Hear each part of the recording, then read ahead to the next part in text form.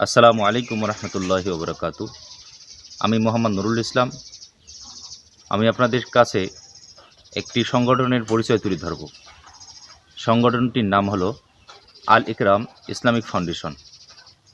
এই সংগঠনটির জন্ম হয়েছে 27শে মে 2026 সালে। এই সংগঠনটির অবস্থান হলো বাংলাদেশের রংপুর বিভাগের নীলফামারী জেলার জলঢাকা উপজেলার কাঠালী ইউনিয়নের 8 নং ওয়ার্ড দক্ষিণ দেশবাই এলাকায়। এই সংগঠনটি তার কার্যক্রম শুরু করে 13 জন সদস্যকে নিয়ে। এই সংগঠনটি আল ইকরাম ইসলামিক ফাউন্ডেশন, এখানে এই সংগঠনটি 13 জন সদস্যের মাধ্যমে তাদের কাজ শুরু করে। এই সংগঠনটি তাদের কাজ হলো প্রতি মাসে 1000 টাকা করে সঞ্চয় করে ইসলামিকভাবে এই 1000 টাকা বিনিয়োগ করে সেখান থেকে আর্থিকভাবে লাভবান হওয়া। প্রতি মাসে তারা 1000 টাকা করে বিনিয়োগ করবে এই সদস্যগুলো, এবং তারা ইসলামিকভাবে এই 1000 টাকা বিনিয়োগ করে বৈধ খাতে এই টাকাগুলো বিনিয়োগ করে তারা লাভবান হবে, এবং বাৎসরিকভাবে তাদের এই লাভের মুনাফা, আয়ের মুনাফা তারা দুইটা অংশে তারা ভাগ করবে। প্রথম অংশ হলো 30% আর দ্বিতীয় অংশ হলো 70%। তাদের বাৎসরিক আয়ের যে মুনাফা থাকবে, বাৎসরিক লাভ্যাংশ যেটা থাকবে, সেখান থেকে লাভ্যাংশটাকে তারা দুই ভাগে ভাগ করে প্রথম অংশ 30% তারা গরিব, অসহায়, মিসকিন, যারা দারিদ্র, বিভিন্ন সামাজিক কাজে জনকল্যাণমুখী কাজে তারা 30% অর্থ লাভ্যাংশ তারা ব্যয় করবে। আর 70% যে লাভ্যাংশ থাকবে বাৎসরিক হারে, এই 70% তারা তাদের নিজেদের জন্য, তাদের নিজেদের সদস্যদের জন্য, তাদের নিজেদের সদস্যের কল্যাণে এটা বিলীন হবে। তো এই হলো আল ইকরাম ইসলামিক ফাউন্ডেশনের মোটামুটি একটা ধারণা। তো এই সংগঠনটা আল ইকরাম ইসলামিক ফাউন্ডেশন, এই সংগঠনটা 10 বছর ব্যাপী মেয়াদ ধরা হয়েছে, 10 বছর। এর পরবর্তীতেও আমরা নিয়ে যাওয়ার চেষ্টা করব ইনশাল্লাহ।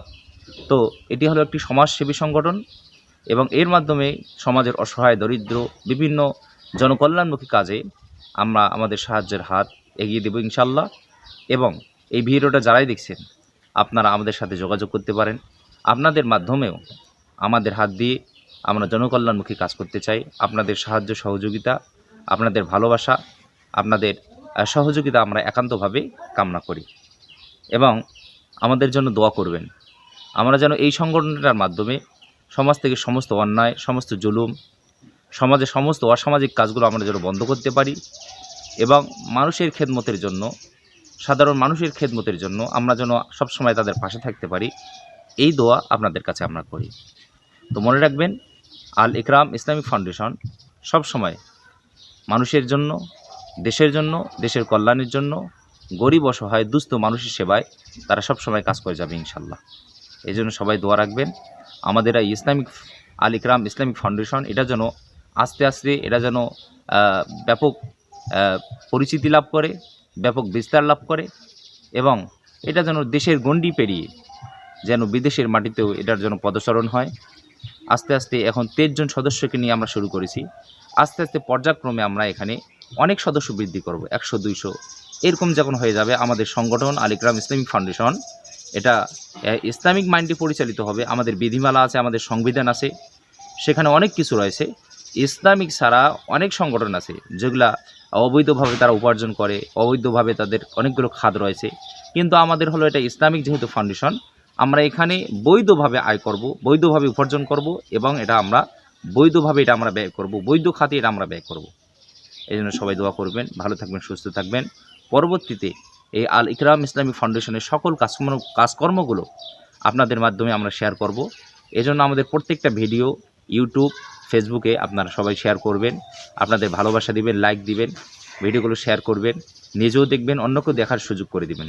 সবাই ভালো থাকবেন, সুস্থ রাখবেন, এই প্রত্যাশা রেখে শেষ করলাম। আসসালামু আলাইকুম ওয়া রাহমাতুল্লাহি ওয়া বারাকাতুহু।